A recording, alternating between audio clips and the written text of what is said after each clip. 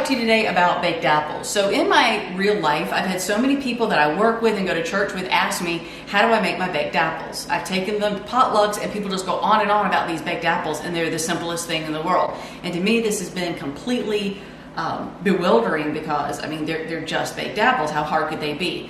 But what I found in talking to people about what went wrong when they made theirs, I think I know how to fix it.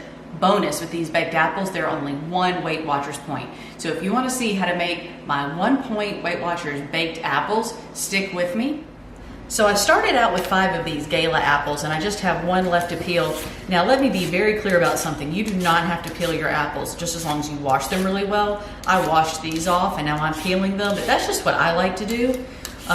So just know that you don't have to do that. They are actually kind of pretty when they come out of the oven when they have the peels on, but I just like the softer texture that you get without those peelings on them. And I love this little peeler. I never could master the art of peeling everything with a paring knife like my mom could. I would cut my hand off and nobody wants to see that. And I used to have one of those peelers where instead of it being the blade this way, it's long this way, and you still kind of do the same knife motion. And I don't really like doing that either. So I've got my 5 apples here, and I'm going to move all these peelings out of the way. All 5 of my Gala apples are peeled now, and I'm just going to cut those up and put them into a Le Creuset casserole dish that I have sprayed with cooking spray. I got this a few years ago. I have one that's red and one that's purple, and these are my favorites.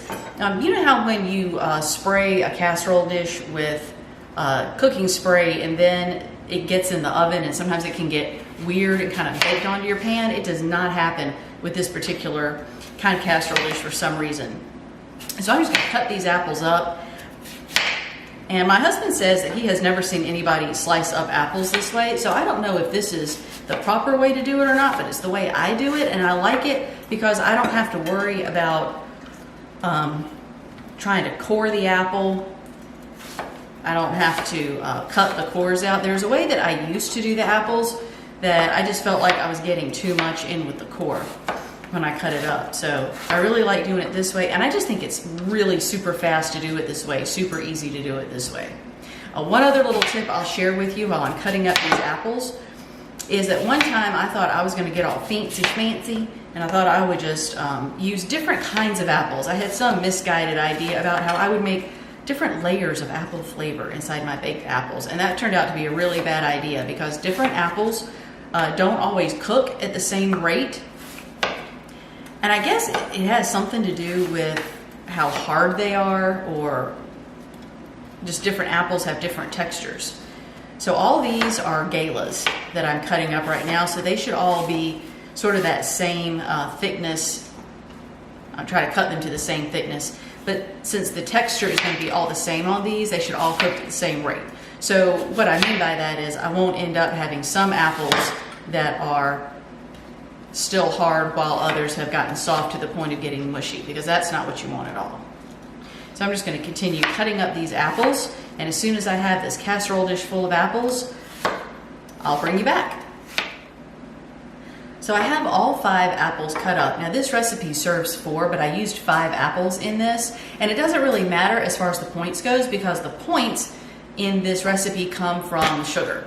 And so I am using coconut sugar, and white sugar and coconut sugar have the same number of Weight Watchers points, but I think that coconut sugar has more flavor to it. And they say that coconut sugar is a little bit lower on the glycemic index. I don't know if it matters or not when we're talking about a sweetener. Now I just want to put a little bit of water in here, and I really don't know how much water I'm putting in. It's maybe a tablespoon or so.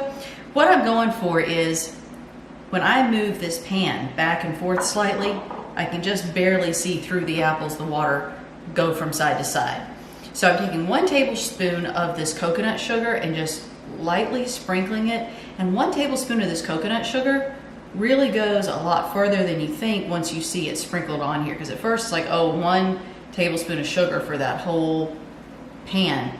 It doesn't seem like very much. But once you see it sprinkled on, it goes a little bit further than you think. Next, I'm going to put on some cinnamon. Now I don't have a measurement for this. I just sprinkle it on as much as you would want to sprinkle on. It's just to taste, really. So That looks like about enough. This is gonna make your house smell amazing.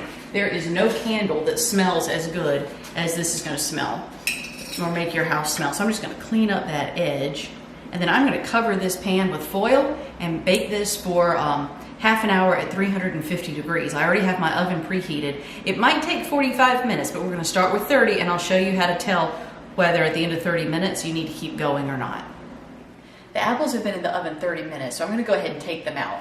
And this is where some people run into trouble, is that they think that once they take the apples out of the oven, they should be done and that that's the final step. So what I'm doing is taking the foil off very, very carefully. You do not want to burn yourself and give yourself a steam burst. Just be really careful with that.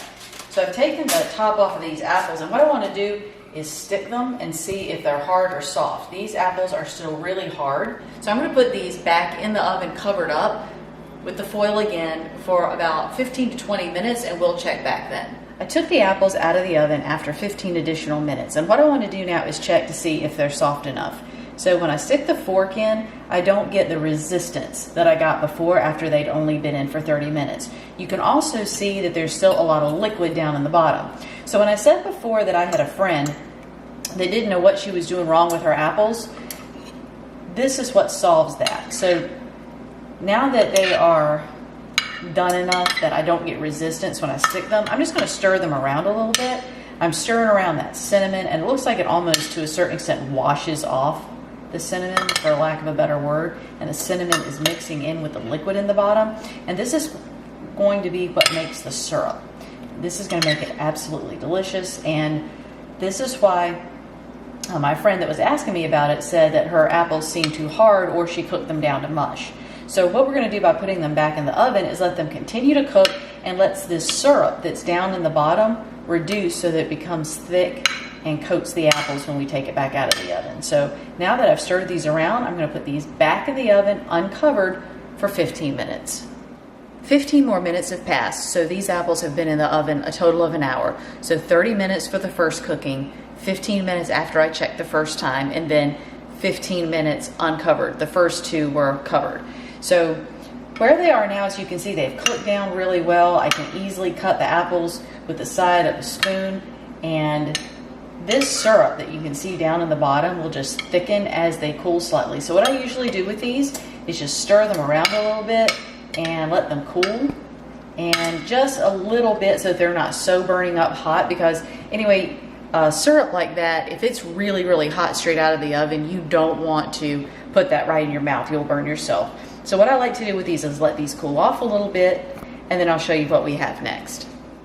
After sitting out for 15 minutes, these apples did exactly what I said they would do. Just looking at this, I'm moving it around in the pan, I can see where the liquid in the bottom has thickened up as it sat and came a little bit closer to room temperature. So I put these on a plate. These are great right now. Another thing that's great about these is that they are good after being in the refrigerator. They are good cold straight out of the fridge. Sometimes I'll put these in my lunch or my husband's lunch. They're good on yogurt or just straight like they are. Again, this is just one Weight Watchers Smart Point per serving, and that's coming just from that little bit of coconut sugar. And you can use white sugar if that's what you have, but that coconut sugar just gives so much really good, rich flavor. It makes this just a little bit more special than just plain old baked apples with white sugar. But again, the white sugar would work just fine if that's what you have. So I put in 5 apples. You could put in more or less if that's what you want. Again, the points here, it's coming from the coconut sugar, not the apple. So you can adjust this to however you would like it. I hope you'll give these a try. Come visit me again on amycommonsensesouthern.com. I would love for you to subscribe to my channel and give me a thumbs up. That really helps. Thanks a lot, and I'll see you next time.